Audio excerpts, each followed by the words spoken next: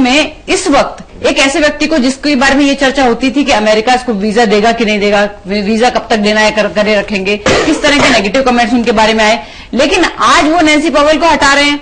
आज उनके यहाँ के थिंकर या उनके यहाँ के जो लोग पॉलिटिकल प्रोसेस से जुड़े हैं वो तारीफ कर रहे हैं। क्या मतलब समझा जाए इसका?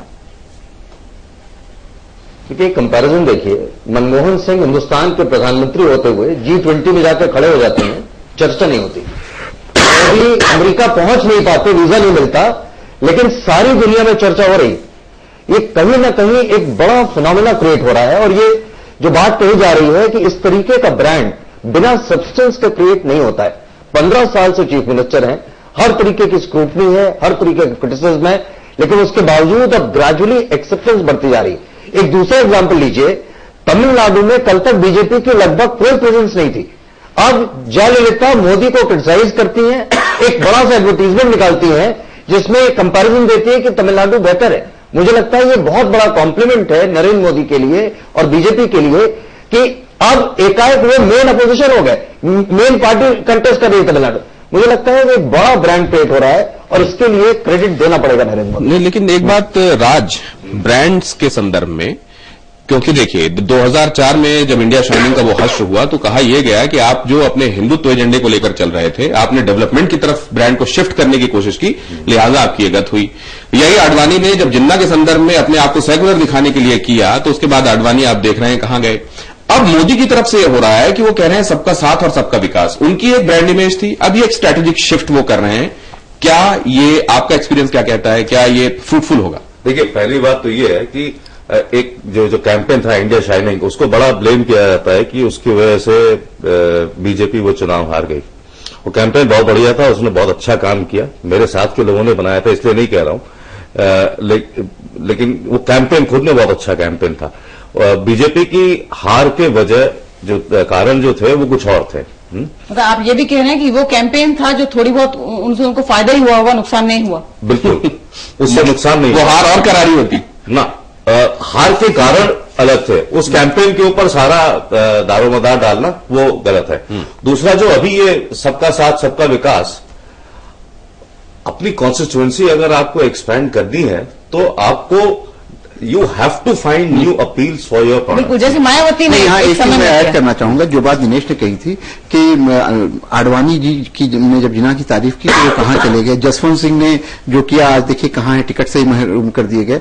तो ये उदाहरण भी है कहीं ना कहीं मोदी जी के सामने और वो उनके सबकॉन्शियस माइंड में है। इसीलिए जब बात आती है कि भाई टोपी पहन लें तो कहते हैं नहीं, और उसके बाद ये कहते हैं कि हाँ सबका विकास और सबका साथ, लेकिन कहीं ना कहीं वो कुछ ऐसी चीजें बिल्कुल नहीं करना चाहते हैं जो सीनियर्स ने उनके की, और उसकी वजह से जो आज आडवाणी जी अपनी सीट के लिए भी बेचारे मजबूर हो गए। और जसवंत पर ये गलत बहस हो सकती है कि अगर मोदी वो करें, मेरे ख्याल से बहुत देर हो गई, बद्री इंतजार कर रहे होंगे, मेरे ख्याल से उनको शामिल करें, नहीं तो लगेगा कि हम, क्योंकि उनका पॉइंट ऑफ व्यू बाहर भी बैठे पॉइंट ऑफ व्यू भी डिफरेंट होता है बद्री। लेकिन एक बात यहाँ पे सब मान रहे हैं, आपकी राय जरूर इस पे जानना चाहेंगे, जो कई बार अलग होती है, कि देखिए सबने ब्रांडिंग की, ऑपोजिशन ने की, मीडिया ने की, और आरएसएस की आपने भूमिका बताई, वो भी सब है, लेकिन जब तक सब्सटेंस नहीं होगा तब तक कितनी भी ब्रांडिंग कर लें, कितनी भी मार्केटिंग कर लें, तो कुछ नहीं हो सकता। तो ये तो आप मानेंगे कि सब्सटेंस आज की तारीख में सबसे ज्यादा मोदी में है?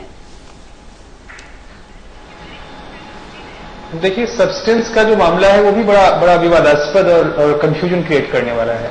जैसे आप देखिए, अन्ना हजारे का जब मूवमेंट चला था, मैं उस समय विदेश में था संयोग से, और वहां जितनी चर्चा बाहर के लोगों में अन्ना हजारे की थी, लग रहा था पता नहीं क्या हो गया है और इंडियन डेमोक्रेसी पता नहीं क्या हो जाएगी।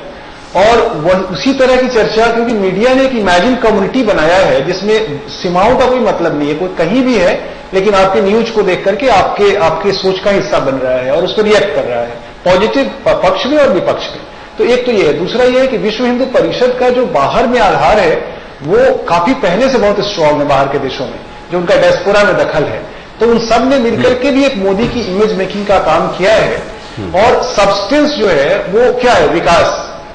गुजरात में हमने ये किया, एचवी शेषाद्री ने जो लीडर थे इनके, उन्होंने बहुत पहले से मोदी को ये विकास मंत्र दिया था, लेकिन वो विकास मंत्र सांप्रदायिकता के साथ या मेजोरिटेरियनिज्म के साथ, जिसमें यानी विकास प्लस मेजोरिटेरियनिज्म और कम्युनलिज्म, जिसमें दूसरों की आवाज दबी रहे और वो एक तरह से इतना सबमिसिव उनको बना दिया जाए कि वो कुछ कर न पाए, रो न पाए, मारे भी और रोने लगी दे। यानी ये जो कहा जाता है, मोदी जी ने, आप अगर मोदी जी की देह भाषा को देखें, जब वो बोलते हैं और बोलते हैं तो जो शब्द बोलते हैं एक हिंस्र भाषा, और हिंस्र भाषा के साथ हिंस्र भाव क्रिएट करते हैं। जब वो सबका विकास की बात भी करते हैं तो लगता है कि सबका विकास नहीं, सबको वो लेकर के खा जाएंगे और यही कहीं यही विकास है, यानी सबको अपने ये डर क्यों है बद्री साहब, किसको खा गए? मतलब ये तो शायद इदी अमीन से भी ये भय नहीं रहा होगा लोगों को। और मुझे याद है जिस दिन वो तुलना हुई थी, वो बयान आया था, फैजल साहब आपके पास पहले सवाल के साथ हम प्रोग्राम में आए थे और आपने ये कहा था कि अगर कोई ये समझता है कि हिंदुस्तान में कोई ऐसा आदमी बन जाएगा, कोई ऐसा मॉन्स्टर बन जाएगा जो लोगों को खा लेगा, और खासतौर से अल्पसंख्यकों को जिस तरीके से कम करके देखा जाता है, इतनी बड़ी आबादी को कम करके नहीं आंकना चाहिए, और वो लोग गलत सोचते हैं जो ये सोचते हैं कि ऐसा कोई कर सकता है। अगर ऐसा है तो फिर मोदी के आने से ये भय क्यों है? ये भी देखें लोग क्या कहते हैं। मीडिया का हुआ क्रिएट क्या हुआ? अगर जो गुजरात में जो हुआ वो पूरे देश में ना हो जाए तो इसके प्रति भी लोगों को बहुत डर है। हम लोग बेफिक्र है, ऐसी कुछ बात नहीं। इस बात का गुजरात में जो फसाद हुआ था उसके बारे में लोगों के दिलों में डर है। ये लोग जो है गलतफहमी पैदा करा रहे हैं, अफवाह फैला रहे हैं, जबकि उनसे डरने की कोई जरूरत नहीं है। एक आम आदमी के लिए अच्छा संदेश जा रहा है कि वो आएंगे तो फसल अच्छा ही होगा। लोगों के डर में है क्योंकि वो अपने बारे में सोच रहे थे, हम सबको साथ में लेके चल रहा है। छोटी छोटी चीजों में वो अपने नियम चेंज कर रहा है। उनको लगता है कि कोई ऐसा कानून न बन जाए जो सभी पार्टियों को खतरे में डाल दे। मोदी आने आता है, काम करता है, इसीलिए आने वाला है। डर की कोई सवाल ही पैदा नहीं होता है। फिर क्या ये डर बेवजह है? क्या ये डर विपक्षियों की तरफ से खड़ा किया गया हुआ है ताकि वो लोग जो डर के चक्कर में आ जाते हैं वो कम से कम उनकी तरफ आ जाएं? छोटे से ब्रेक के बाद चर्चा जाएगी।